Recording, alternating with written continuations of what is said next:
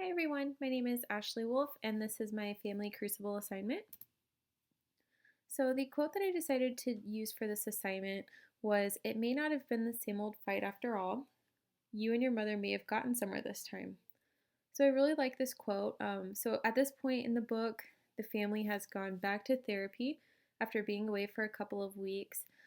Claudia and her mother got into one of their biggest arguments because Claudia had an attitude with her mother when asked to help with some of the chores before dinner. She was asked to help set the table, and her mother was actually hoping for her to participate a little bit more in helping around the house. And this caused quite an argument that turned a little bit physical. So during the family therapy session, Claudia and her mother really got into it, and they were able to express their concerns with each other just very effectively. And it was determined during the previous session that opening the door to the parents' relationship caused a lot of discomfort throughout the entire family, that they returned to their old ways of the war between Claudia and her mom, using Claudia as a scapegoat for the family and the parents' marriage, just to really distract everything regarding the parents' relationship and go back to the way things were before that. So I think that this quote emphasizes the importance of healthy conflict in a family and in a relationship. An important quote from the lecture slides that I thought really fit with this was, "It's not if you fight, but how you fight." So Carolyn and Claudia fight. However, it's not always effective. It can be very just around and around in a circle, not really going anywhere. So, that's why I think that quote's so important. It's not if you fight, but how you fight, finding an effective way to get the conflict resolved. And so, how marital arguments are handled is much more important than the frequency and the intensity of conflict. I feel like really ties into that quote as well.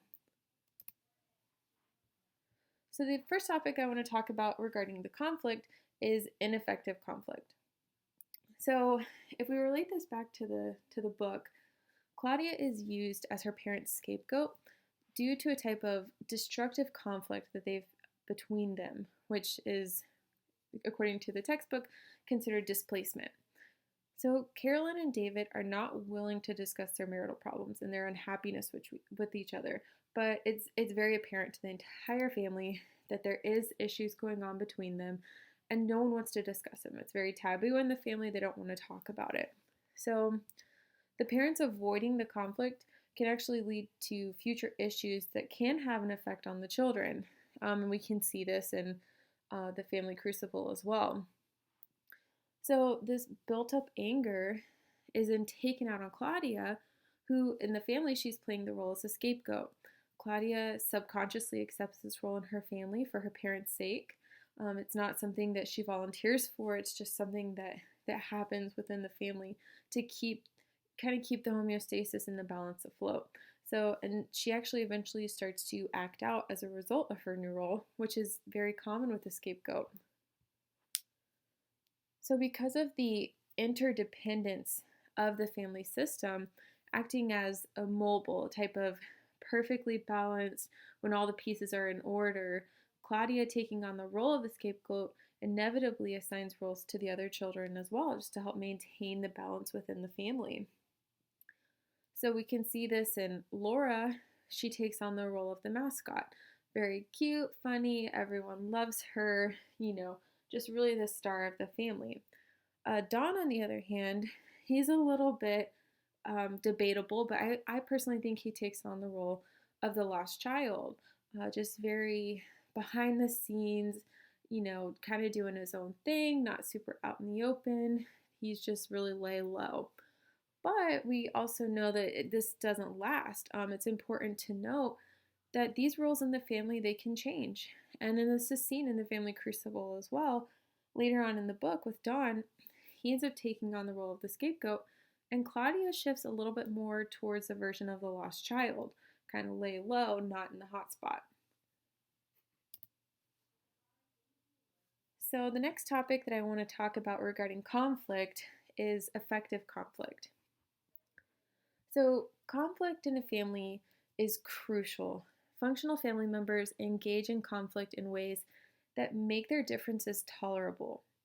So confronting these differences opens the relationship up for understanding and acceptance of the other person. So the more that we understand of each other's concerns, the less conflict there should be, because the more you're able to accept those differences. So relating this back to the book, Claudia and Carolyn getting into their huge argument, it allowed both of them to express their concern and to understand that Carolyn was upset at more than just Claudia. So this allowed the therapist to realize why the fight even happened in the first place. So they understood that during their previous session, when they discussed the parents' relationship, that freaked the family out. It just really scared the family and put them into a weird state where everyone was uncomfortable. And so then that shifted Claudia back into the role of the scapegoat. They pulled her back into that role, and she subconsciously gladly accepted it to return everything back to the way that it was.